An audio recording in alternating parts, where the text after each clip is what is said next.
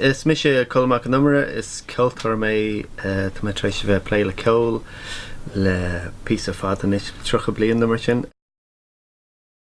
Siad a bhais me de déanana nocht well ní mé an mlaen cínte ba spríagin tá mé cínte 3 fí a ceoil 3 órán nua chumtha.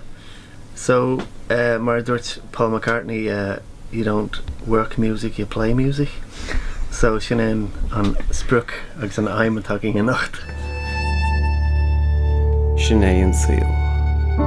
Sin é ár síl. Sin an chuí is fiúntaí gur féidir linn a bheith ag marachtáil. Agus sin é mo chóirle chuite chumradaí.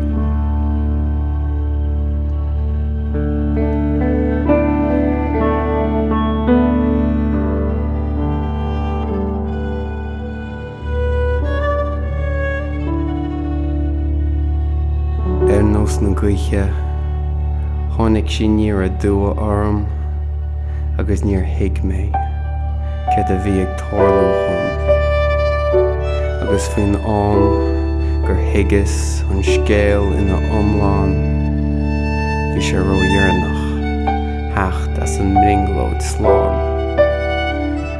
Bhí mé ad a stór agus tá nádarm sin a admháil ach cén dochar a stói dé tá rá muna nimíonn fearr sa seans bheith choróte le ceol seacha san aontain chun aiganta.